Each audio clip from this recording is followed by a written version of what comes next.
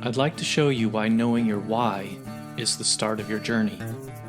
Without a strong why, it can be so difficult to reach your maximum potential. My name is Dr. Jason Balara, and every week I meet with real estate investors and mindset specialists that are taking action in order to build a life according to their own terms. We will break down what drives successful people and allows them to achieve at such a high level. If you are a professional wanting to break through, or simply someone that wants to hear an inspiring story, the Know Your Why podcast is made for you. Hi, everyone. I'm Jason Balara, and this is the Know Your Why podcast. Today, I'm here with Hunter Thompson. Hunter, thank you so much for coming on the show today. Thanks for the opportunity. Really appreciate having you. Hunter probably doesn't need a lot of introduction, but full-time real estate investor and founder of ASIM Capital. He's helped more than 400 retail investors acquire over 150 million in mobile home parks, self-storage, retail, office, ATM machines, of which I'm a personal participant in, and cryptocurrency. He's also the host of the Cash Flow Connections Real Estate podcast, and he wrote a best-selling book, Raising Capital for Real Estate. So we go on a long list of all your accomplishments, Hunter. But again, thank you for coming on the show. And I would love it if you could just kind of maybe give people that don't know you a bit of your background and your story. Sure. So, first of all, just kind of lead with this. I was always the person that could never get a job. I was always very entrepreneurial from a young age. I always wanted to avoid having a boss and stuff like that. So when I was in college, I started playing poker online. And that was really my first foray into entrepreneurship at the time, something that happened in 2003 called the poker boom, which created a tremendous rush of excitement. I'll just really quickly, for those that don't know, around that time period, someone very close to where I live in Memphis entered a tournament that was $17, won that tournament. That got him a tournament into a $200 entry fee, won that tournament, which got him an entry fee into a $10,000 tournament. And that won him what's called the main event. It's the main World Series of poker. And he won $1 million. And it created a massive interest in the space because any random person on the couch could win $1 million in poker. And to add kind of gasoline to the fire, his legal name was Chris Moneymaker. I'm sure a lot of you recognize that name. I do. So that was really my entrance into the space because I recognized, look, there's an opportunity here. If I took it seriously, if I got a coach, if I, thought of it as a business, I could basically get a summer job working for myself. And so that's how I got into the world of entrepreneurship. And poker was basically banned in the United States on the tail end of when I was doing that. And right after that, the real estate crash happened. And so I was just in this unique position where I wasn't at all impacted by the financial markets crashing, but had an opportunity to invest in real estate for the first time and at the most favorable time in the history of the United States. And so really quickly, I didn't really go all in on real estate at first. I was actually just interested in stocks and bonds and day trading, trying to learn what I could, reading books. And it wasn't until 2010 happened that I was completely blindsided by something that almost no one talks about, which is the European debt crisis. That was like a moment where after all this reading and studying, now everyone in the corporate media, and including the financial sector, was focused on the Greece bond yields. And it was like, if I had 100 Wharton grad employees focusing on how to predict the future in economics, none of them would have said the Greece bond yields. And even if one of them had, I probably would have been like, what are you talking about? No one, get out of my office, right? And I didn't have 100 Wharton grads. So I had to find an investment vehicle that was going to create predictable outcomes based on supply and demand and not, unique and ahistorical financial products or derivatives markets and things that were beyond my comprehension. And so I was not originally just interested in real estate. I just found my way circuitously looking at things on a risk-adjusted basis. So here we are. Yeah. I definitely the first person that sort of got their start in poker, as far as that I've talked to on the podcast. No, that's really cool. And I know, I saw you in several panels on stage at the Best Ever conference, and they had the debate about, kind of at the conference, the debate was more about, okay, what's 2022 going to look like in comparison to 2021? the debate was great. Listening to all of you sort of go back and forth with it, I loved it. But interestingly, I think, we're only a few months out from that, but I think that the financial markets, the data, the what's happening with debt, interest rates, all of that has become forefront to everybody's mind, sort of in the investing space. And so, maybe some of your opinion has changed even since that debate. But do you want to talk a little bit about that? And we can start wherever you like. But I know people are asking about, the big thing that gets in the media is interest rates, right? The interest rates are going to go up. So maybe start us off with, kind of your thoughts and where you think things are headed. And I'm sure you can share with us kind of why. Absolutely. So first of all, I'm very excited to come on here and talk about this because I just got done interviewing 22 people on this exact topic, because we are about to launch a summit on this topic of how to navigate these choppy waters in this economic environment. It's a free summit, and you can learn more about that at 100k2invest.com. But I'll give you the summary really quickly. This is a really important moment as an investor, because there is, in the wake of COVID in 2020, there is a $1 trillion liquidity rate wave that is heading for United States real estate from my perspective. And those who are caught on the sidelines are to a large degree going to be eaten up by inflation. And those who can surf the wave, to continue the metaphor, are going to be very glad that they did in 3 and 4 and 5 and 10 years. And I am very much interested in economics. I always have been. That's why I was focused on the European debt crisis. And I'm generally speaking very skeptical. But while we just recently had, the inversion of the yield curve, which historically speaking is an accurate predictor of recessions, I here want to make a case for why that indicator is not reflective of why people should be on the sidelines right now. In fact, they should be intelligently participating. And I'm happy to walk through a bunch of data points and then how to do that. But that's generally my view. Yeah. I'm personally, as an investor, happy to hear you say that, there's a lot of doom and gloom out there, but yeah, let's talk about some of that data and some of the people you interviewed, what they're, because I know you have access to, high level people in the financial markets. And so I think whatever you've gleaned from them and your own, opinions on it, we would love to hear. Sure. So, first of all, let's talk about interest rates, but through the context of inflation. All right. This $10 trillion wave of liquidity, including, another, let's say 10 trillion of recently printed money when you include the last 12 years or so. What does that create? If supply is stagnant and the demand for that supply increases drastically because of printed capital, there is inflation. And I'm a big proponent of the Austrian School of Economics, and the way that they define inflation is slightly different than the way that most people think about it. So if, from my perspective, the increasing of the money supply is the definition of inflation, it doesn't matter if prices necessarily increase, because if an apple is $8 and then there's a recession and you print $100 billion and the price of an apple stays $8, most people would say there's no inflation. But from my perspective, there necessarily is inflation because of the printing of that money.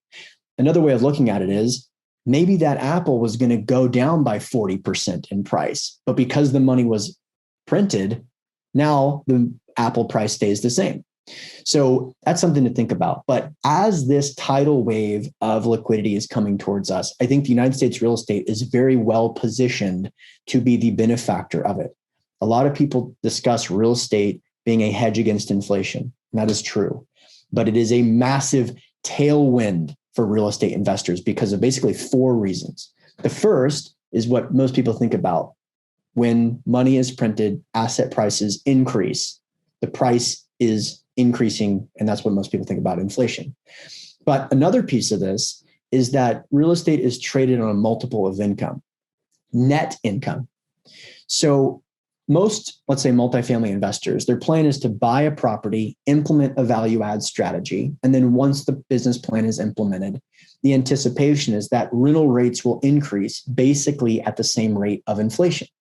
Do you follow me so far? Okay. So once the business plan is implemented, you would anticipate that gross income, mostly rental income, and expenses would track along at a 1-to-1 ratio.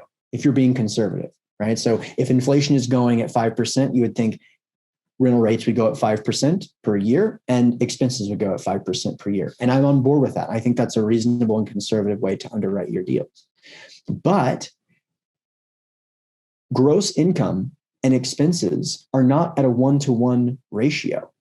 Most mobile home parks, multifamily, in particular self-storage, it's usually 40%, or even in self-storage cases in the 30s, meaning that the gross is increasing by 5% per year.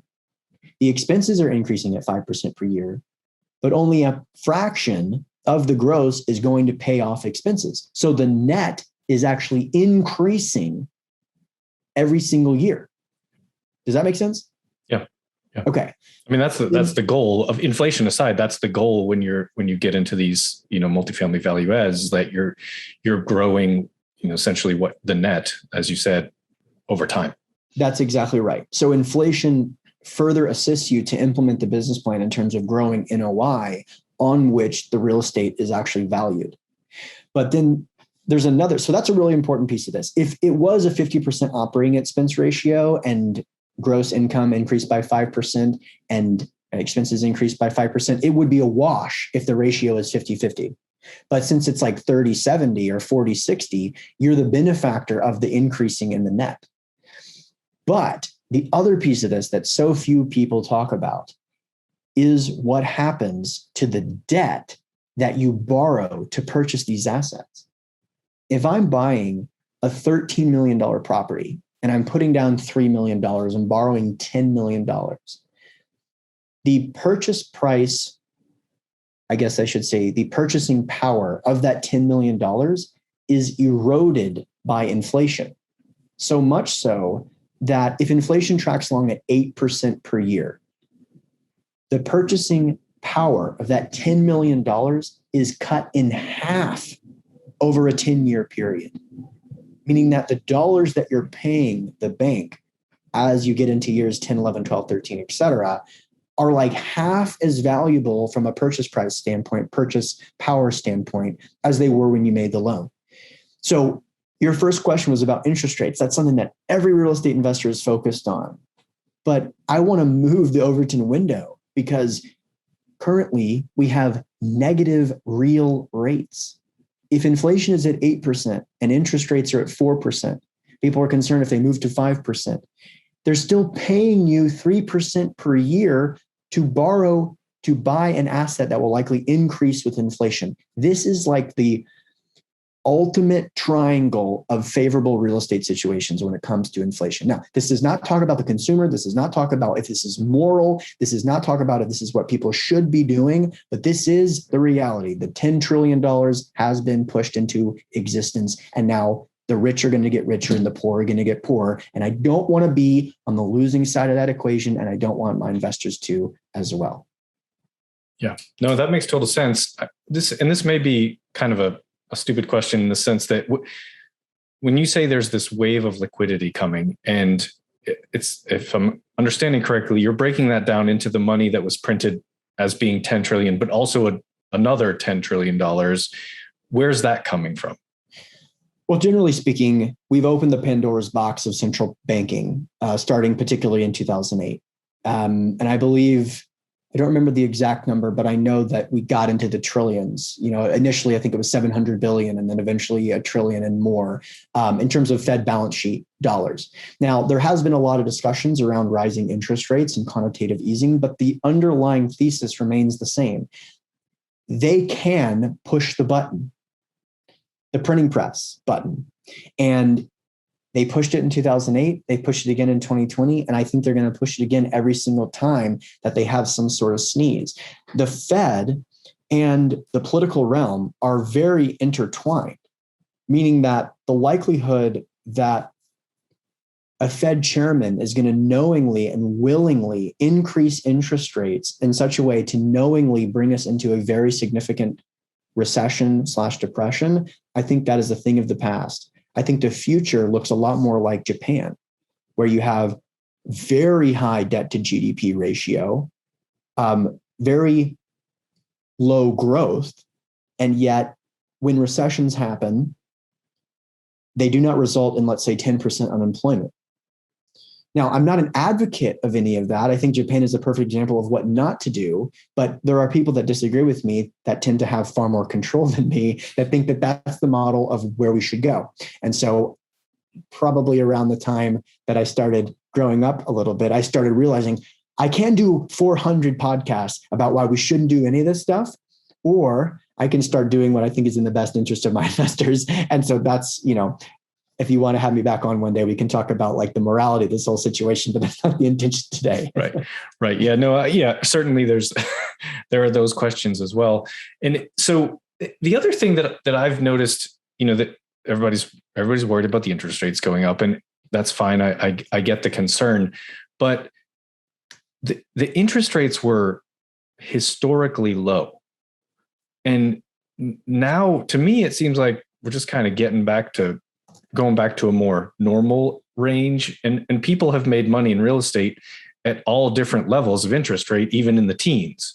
Yes. So it's kind of like, to me, yes, it's not as good as having, a 3% interest rate, but still, if you're doing it right, you still have, the opportunity to make money, and specifically for all the reasons you just listed, with inflation in the mix.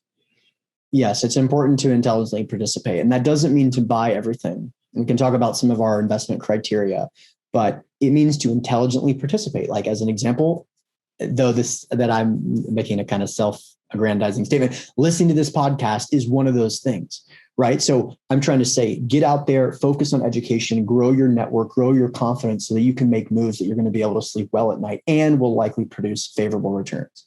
So just real quick about interest rates. You mentioned that I've had the opportunity to interview some high-level people, which I'm very, very grateful for. And I mean, I know that you're a listener to the show. Like, I cannot thank you enough. Like, the support of the listener base has resulted in, I'm just very grateful for you. So thank you very much. One of those people is Ethan Pinner, who's credited for basically creating the commercial mortgage-backed security tool, which is insane. He literally is the father of that. So I was able to interview him a while ago, and he mentioned, if you Google the 100-year, federal interest rate, or the 10-year US Treasury bond interest rate history of the last 100 years, and he said, he's a savant. So he's like, I could stare at that all day. And I feel like he's not joking around. But there's a really important piece here. Over the last 40 years, people have been kind of jumping up and down on rooftops, asking, when are interest rates going to rise back to, quote, historical norms? And if you've been investing thinking that interest rates are going to hit 8%, you have been investing incorrectly and costing yourself and your investors' capital. And I mean serious, serious money. There's a lot of people I respect that sold everything in 2017. And I mean like multifamily assets, quality assets. Cap rates can't go any lower.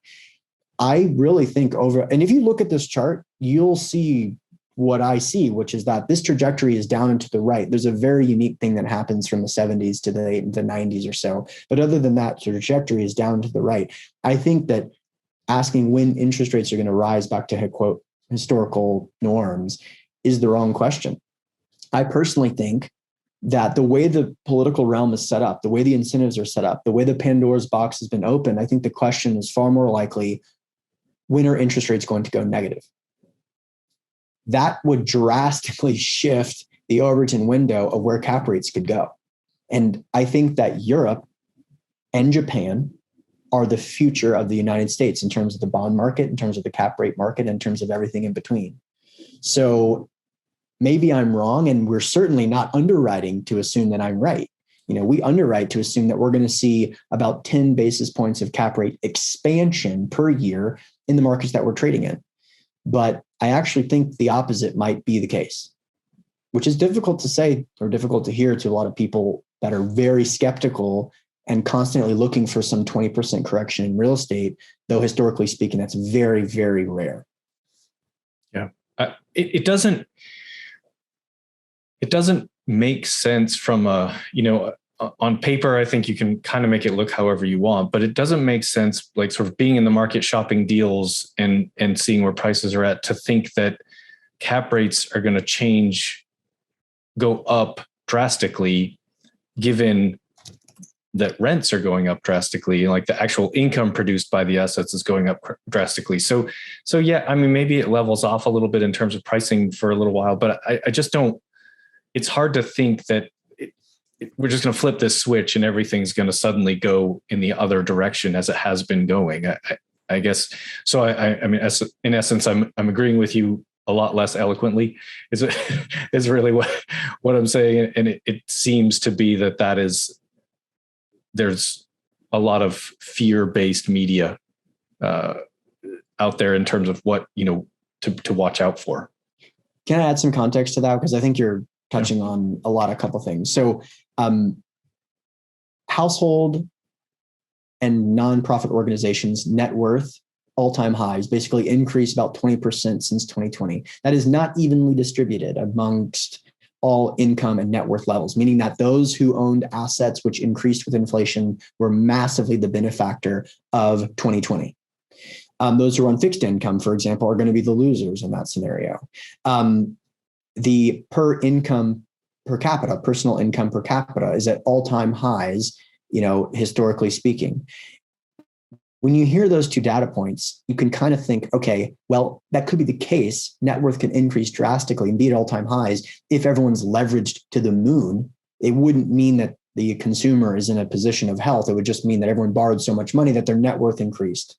But the reality is, especially where interest rates are today, debt service, household debt service payments, not only are they not near all-time highs, they're actually at 40-year lows. So you see soaring income, soaring net worth, and 40-year low in terms of debt payments. Now, part of that is because of low interest rates, but there's far more room between all those metrics than I think most people think. Does that make sense? In the sense that like a lot of people think, man, we're right on the edge of what's possible. And perhaps that's not the case. Yeah. That makes total sense. I think if with our unemployment is basically nearly back to what it was pre-pandemic levels, which was essentially all-time lows. Correct me if I'm wrong there, but that we've almost completely recovered from an employment standpoint, and probably a lot of it has to do with the people essentially leaving the workplace, right? So it's not even necessarily that we couldn't fill those jobs anymore, or we don't, we don't have the jobs to fill. It's people don't want to go back to them. So the world is just different, and yet still people don't, but still we have this low unemployment rate. So it seems like all of the other metrics are really, really good. Interest rates might come up a little bit. It doesn't mean that, the world is over. Correct. But now we got to paint a more realistic picture, because obviously, I love marketing. I know how to hook people in and get them excited to watch a podcast or whatever. And so I made some pretty bold claims. For context, I believe everything I just said, but we got to put some caveats on participating in this space. Is it cool with you if we kind of shift gears and talk about that? Yeah. Yeah, okay. Let's do. So despite having access to guys like the person that is credited with inventing commercial mortgage-backed securities, that's cool as a little humble brag, but now you do too. You can literally Google my name and listen to that interview, and this information is commoditized. It is easily accessible for free. By the way, we don't even have ads on my podcast. So it's like, it is literally accessible to everyone, which is really awesome, meaning that none of this information is secret. The secret is out in a big, big way. And hordes of cash, not only those data points I just mentioned, not only that, but there is billions, all-time high in terms of cash reserves across private equity groups, pension funds, et cetera. They're all waiting for some opportunity to participate. And it's creating a very competitive environment, especially for multifamily. So you start to hear things that make no sense and give investors pause. And I'll give you an example. We have a coaching side of our business. One of our coaching clients, we teach people how to raise capital because that's like the other side of what we do. And one of our clients went in to buy a property, a $40 million property, I believe. And the broker called him and said, hey, sorry, you got outbid. It's not going to work. And he said, well, what happened? What'd they offer? We'll double it or we'll match it, whatever it is. And they said, it's going to go for 60. They were outbid by $20 million on a $40 million purchase. So when you hear that, you're like, this can't be the case. This is the sign of a bubble. Another example is that same kind of person tried to put down $250,000 down, non-refundable day one. Holy crap. The buyer ended up putting down $1 million down, non-refundable day one. So maybe that group is incompetent. Maybe they don't know what they're doing. Maybe they have a low cost of capital and all the other excuses that we can come up with. But I happen to invest with a group that just put $1 million down, non-refundable day one, and they are far from incompetent. The reality is they know so much more about that property and that market than any of their competitors that they have the confidence to go to close with $1 million, not of investor capital, $1 million down, non-refundable day one. It just so happens that they have about $750 million of real estate, all within a 40-mile radius. They know the vintage, the size. They have 3 properties within a 5-mile radius. They know they have the same property management company, which is vertically integrated. They know the operating expense ratio. They know exactly what rents that property is going to charge because their property that they currently own is right down the street charging the same thing and is actually $50 above pro forma rents. That's the type of investment opportunities that I'm looking for right now. Savvy, sophisticated investors and operators that have a massive market advantage created by knowledge, business plan implementation, software, team members, et cetera, you name it, where this is not replicatable. And the groups in New York who are trying to buy the property think, wow, those guys are cowboys. But let's see how it plays out, because the predictability that that's going to go right is much higher because it's simply a rinse and repeat. So those are the types of things I'm looking for. Yeah, that makes sense. You once you have that sort of market knowledge of where you've got that level of investment, that level of assets under management, it makes it very easy to analyze a property and know, hey, this is what our expense ratios are going to be. This is what we can charge for rent because we're charging that rent across the street. Like, yes, we just make them all the same. And so you become essentially your own competition. And so, yeah, in terms of, investing, especially as a passive investor, those are the good deals to look for, and the people that have that level of market knowledge in their specific region. So that makes total sense. Any other tips on that in terms of, what you think people should look for as far as from a passive investor standpoint? So I'd say that a lot of groups are, the way that economics works, like what most people refer to as like microeconomics, which is the nature of supply and demand, and doing the same thing once over and over again gives you a market advantage. And that's the way that capitalism works, in the sense that and this is something that Milton Friedman made famous, no single person knows how to make a pencil. It takes people all over the world acting differently because the graphite is from this country, the rubber is from this country, the person that makes the steel. Like, these are like international discussions that are taking place to a level of sophistication that no human being or machine could predict or replicate, et cetera. So what that means is it's really good to get very good at one thing so that you can be better than your competitors. You get all these things like economies of scale and specialization and market advantage, like we just talked about. The problem is that benefit of economics is not sympathetic to what most people would think of when it comes to financial planning.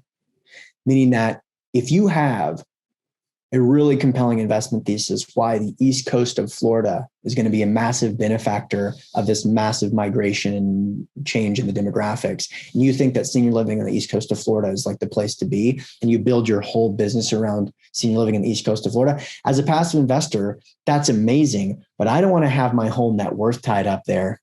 Because everyone knows once a year, we all take a big breath and go, oh gosh, it's hurricane season. What's about to happen to my whole property and my whole net worth, my whole portfolio? So as a passive investor, though, you get to rely on someone else's specialization in their particular niche, geographic location, risk profile, et cetera. So everyone feels like their one niche is the best. And I felt like I didn't want to build a portfolio around that belief. So I built a business called ASIM Capital, which is an aggregator of these different strategies where we leverage our pre-existing relationships to invest in these different niches. And so I invest in all of our deals, but I'm not a sponsor. I have a due diligence process, which is extremely robust, the likes of which, if you had infinite time, infinite money, and your investment amounts were infinitely large, you'd probably do the same thing, but a $100,000 investor can't spend 100 hours on due diligence flying around the country trying to figure this stuff out. But cumulatively, we as a group can. And so that's what we do at ASIM Capital. So you're essentially funding for other sponsors, basically other operators. You're funding their deals, and so you're vetting those sponsors and then bringing your investors in to help, raise capital for those other groups. What do you maybe talk a little bit about, sort of having a fund and how that works and kind of the mechanics of it for maybe both from your standpoint, but also from the sponsors that are kind of coming to you as being a fund for their deals? Yeah, sure. So like you mentioned, like what I do professionally is raise capital for deals that I'm investing in. And we don't do this with a lot of groups. Let's say we have 5 or 6 groups that we invest and plan on investing tens of millions of dollars with each over the next several years. And so really it's similar to what we were just talking about, right? What I like to do is focus on the capital raising, marketing, public speaking side of things. And I don't really like talking about what paint color the property needs or, getting things cleaned up on the asset. It's just not my skill set. And I don't really have the eye for that level of detail from an operations standpoint. Other people are like, you want to talk to investors? Why do you want to do that? So I want to find groups that need kind of an investor relations arm for their business so that they can scale significantly. And so we've kind of done the division of labor within a real estate firm, as opposed to be a partner of one firm. We are kind of an investor relations arm of several, let's say less than 10 at all times, sponsors. And so they can do what they love best, which is not, talking on podcasts. What they need to be doing is talking to brokers, underwriting deals, underwriting 70 deals to get one, dealing with, really specific underwriting stuff, having the pulse of the market, joining commissions in their city. These are the things that sponsors that we work with are doing all day, every day. And so we can plug the gap. If they need $10 million for the next purchase, maybe they might raise 3. One of our competitors might raise 3, and we might raise the rest. And so that's how it works. Yeah. So what criteria do you use to select which sponsors you want to work with? And I know you are, sort of have that diversification amongst several different asset classes. So what's that process? How do you decide who to work with? So if you actually Google 7 stages of due diligence, ASIM Capital, which is ASYM Capital, again, 7 stages of due diligence, you'll find episode 361, where I talk about the exact thing I just outlined, the 7 stages of due diligence, which is basically, my keynote presentation at our conference a couple of years ago, where I walk through it. It basically starts with the sponsor, and 80% of it is about the sponsor, and then finding a way to read between the lines as I go through a ton of details, such as the property manager, the softwares that they use, the legal documents that they use, the underwriting assumptions, the market, the size of the asset, the property specific stuff, just a ton of detail in terms of each step that ends up, on a pass fail. And like I mentioned, there are great deals in all stages of the economic cycle. So we're happy to pass on a bunch of things, find a couple of groups that we think really align with us, and then go all in on their thesis. Yeah. And that was actually kind of what my next question was going to be. I assume once you go through all that work to vet a sponsor and you really find someone that you have faith in, probably at that point you're, kind of locked in on them. And if you've formed that connection, like, as you mentioned, you don't need to have 50 or 100 different sponsors to be working with. You want a handful of really good ones. So that's exactly right. It's the best way to build a business. And I'm not throwing rocks. There's some people that have a different approach. It's more of a spray and pray investment thesis. And I understand they're taking the view of diversification and kind of maximizing it. But I do not like that strategy personally for myself, because if I'm sending a check, which is not material to me, I do not take due diligence seriously. And that's not a good way to be an investor. I want to be very inclined to check every single box every single time. And especially the case when you're talking about investor capital. So, not only do we go through that whole thing, even getting to that stage where we're going to have that conversation with you is usually a result of us knowing about you for years before we even initiate that process. So I do suggest investors, especially passive investors, to really take time to build those relationships. I would more focus on the personalities, the gut feel perspective than the tactics and the strategies, because when things go wrong, which every single deal does not go to pro forma. I've never invested in a deal. Okay, one deal that actually went to pro forma. It's a very unique deal, not a real estate deal, but almost no deal goes to pro forma. It's above or below or somewhere between. You know what I mean? So what goes wrong is a matter of, or I guess I should say, how people act when what goes wrong is what really makes the difference in terms of risk reduction.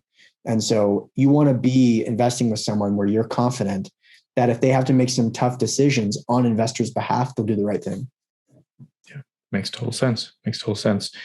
Great advice for people looking to passive invest. I think, kind of keeping those things in mind, and in reality, investing with you, through you, is you're already doing a lot of that work, taking some of that risk, not necessarily from them, but hopefully alleviating some of the risk that might be there, because you have the ability to do a more robust due diligence process than, sort of your average retail investor. Exactly correct. It's also just economically more viable. Like I said, you have a lot of savvy investors that listen to the show, but they all have different things to do. I mean, many of them are working W-2 jobs. Some of them are working really high income W-2 jobs. You just simply, we just launched a Bitcoin mining fund. I cannot, as a physician, for example, fly to Nebraska, then take a connecting flight to a smaller airport in Nebraska, drive for 3 hours, all to look at what's basically like 18 wheelers filled with computers. And it's just like, okay, it's here. Got it. Now come home. Like, that's not what most people want to spend their time doing. My team is eager to do that, though, because we want to ensure that we're doing something that's real and we can check it off the box and all the other things that go along with, traveling with the sponsors team and all that stuff. But, if you're not doing that, you want someone to do it on your behalf, and why not do it on your behalf without paying them, which is kind of what our model is. Yeah, that sounds great. Hunter, let's switch gears. We'll get to the part where I get to ask you the questions I ask every guest, and that way this is all fascinating, but I don't want to keep you here all day. So first question is based on the name of the show being Know Your Why. What is your why? What kind of drives you to this level of success? Geez, I'm sure you got some really cool answers from this. So, there is no wrong answer. That is for sure. So, I've always been like, quote, Tony Robbins. I'm not like the biggest Tony Robbins fan, but pretty much everyone in this world has been impacted by him in some way. His mountain of success is so large that he created so many sub mountains under him that pretty much everyone has had some direct impact by someone who's been directly impacted by Tony Robbins. One of the things that Tony talks about is kind of the different ways that people are motivated. And, the first thing is obviously income, money, right? Like, we have to have money to transact in order to we have to have things that we need. We must transact, all that stuff. But, I'm really motivated by that concept, what I just outlined, that significance, that mountain. I want to grow my mountain so high that other people who are part of that mountain will grow with me and build their own. So, Tony's range, his mountain range is like Everest. I mean, I can list 10 people that are like top everything in their various sectors that are in part impacted by him. So I want to do the same thing in real estate. And that's a ridiculous claim, by the way. It's a completely delusional claim. And I know it sounds silly, but that was the only reason I wrote my book the way I did. I believe you've read my book, Raising Capital for Real Estate. So I wrote that book because I thought maybe I could write one of the best books on the topic. Again, I know that sounds silly and like it is a ridiculous claim, but you've got to understand that you've got to be a little delusional to be an entrepreneur that's going to write a book. on a very competitive and potentially lucrative topic. So that's why I wrote that book like that, because I wanted to potentially move a couple people's lives in the right direction. And I've talked to a couple people that have said that it did. And I want more of that. And so when, my wife, for example, is like, when are you going to blank, stop, retire, et cetera? It's like, dude, like if I go to a conference and someone is like, Hunter, you like help me start my business and become an entrepreneur. It's like, how much of that do you want? It's like, well, more. Yeah, all of that. More. And so we have this saying in my company where it's like, it's not about the thousands, the tens of thousands, the hundreds, or the millions. It's about the multiples. So when someone says, how much more of that do you want? It's like a multiple of that, not $1 million or even 10. It's just like a heck of a lot more. So I am motivated to some degree by significance, right? And you got to be careful with that one because it can lead you down some weird paths. But I just love it when people are successful. So I want to help them as ever I can. I think that's a great why. I think being motivated by significance, I honestly think probably all of us are a little bit like all of the people that want some level, all high achievers, I guess we just kind of put it in that, you want to have an impact. You want to maybe influence whatever. I mean, you want to influence millions of people, but even if you influence a handful of people in a big way, that's very fulfilling. So I totally get it. Makes a ton of sense. Tell us something about yourself that isn't common knowledge. Maybe it's a special skill, a hobby, something you want to learn, but just something to know you a little better. So I already feel a little bit weird about talking about myself. So let me tell you just something cool that I listened to recently. I listened to an interview that really resonated with me, and it probably resonated with a lot of people. So I did not do very well in school at all. That was not a joke about me and saying like, no one would hire me. That was really the reality situation. So, I mean, I really had to make it as an entrepreneur because there was no other option. And that was difficult from an emotional standpoint, because if you're only in school all day and that's the way that you're being graded on how well you're going to do, which I know a lot of people listening to this felt like that, it can be difficult on your confidence for 20 years. And then all of a sudden you recognize that perhaps that has nothing to do with how well you're going to do and how happy you're going to be. For some people, that 20 years is too long, in the sense that once they graduate, by that time, they've hammered all of your creativity and confidence out of you, so much so that you've accepted that you were not going to succeed. It sucks that I know there's a lot of people that are nodding along in agreement. But I'm here to say that if that's the case, then man, you are in great company. You are in very good company, because it turns out that the things that are required to be successful outside of those institutions have almost nothing to do with it. In fact, it's very much the opposite. The case in point is that in school, we go to class for 30, 40, 50, maybe an hour, and then we shift gears and we talk about something else. And to be successful, basically all you need is hyper focus and hyper obsession. So it's like the opposite. I don't want to go thin on a lot of different topics. I just want to be the best in the world at one thing. In pursuit of that, incredible things happen. So if you feel like school, for example, didn't reflect like your potential, you're probably really, really right.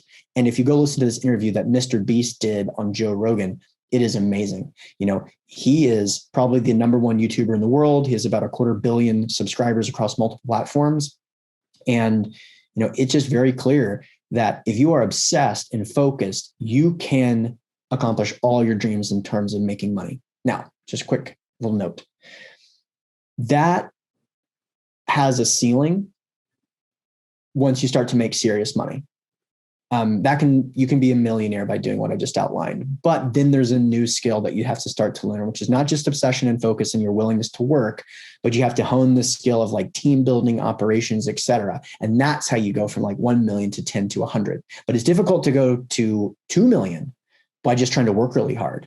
And there's a very good book about this called Ready, Fire, Aim that kind of talks about that. And there's very few books written about that topic because so few people are obsessed, focused, and willing to work. So they don't really need to ever have that conversation. But I do suggest the book because it'll kind of, put it out there in front of your mind for the future. Yeah, no, that's great. When people hear this and they want to reach out to you, what's the best way? One thing I always tell my coaching clients, one thing, don't confuse everybody. One thing, which is 100k2invest.com. It's a free summit, but you can upgrade to get the VIP thing. You'll be able to talk to the speakers. It's going to be totally awesome. And we have billions of dollars of assets under management speaking at this summit. So it's 100, the number 100k2, not the number 2, 100k2invest.com. And we'll definitely put that in the show notes. So we'll make sure that that's very available for people to find.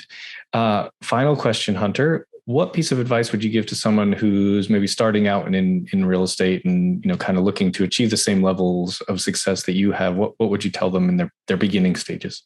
So there's just so many hacks out there because of the content, but the content can be noise. So I've done 400 interviews on my show, and I've talked to people that have had very high levels of success in hotels, development, land entitlement, people that will never invest in land entitlement, people that only invest in blank. And that is not the key. The tactics and the strategy is not the key. The key is that everybody had an individual perspective that allowed them to move with speed and confidence, and that none of them were a watered down version of everyone.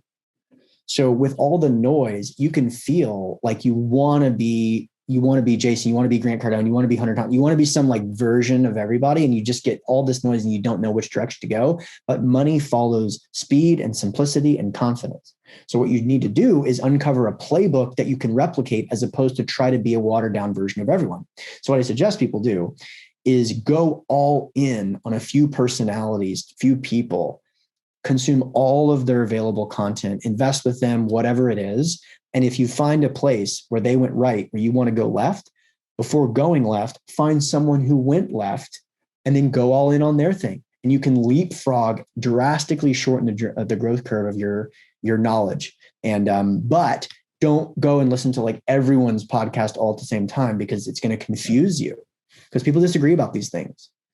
Yeah, no, it's true. And I did it. I mean, it was like I listened to every single podcast, every different opinion. And it's like every, shiny object syndrome. You're just, there's so many different ways to have success in real estate, but you can't be successful doing them all. You have to find your spot. And so I think your advice there is perfect. I think that's fantastic. Well, Hunter, thank you so much. I really do appreciate having you on the show. I love getting to sort of dive in on what you think is happening with the market. I think that'll be incredibly, incredibly valuable to people who listen.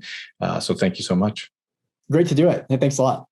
All right. We'll go ahead and we will sign out. I'd like to show you why knowing your why is the start of your journey. Without a strong why, it can be so difficult to reach your maximum potential. My name is Dr. Jason Balara, and every week I meet with real estate investors and mindset specialists that are taking action in order to build a life according to their own terms. We will break down what drives successful people and allows them to achieve at such a high level. If you are a professional wanting to break through, or simply someone that wants to hear an inspiring story, the Know Your Why podcast is made for you.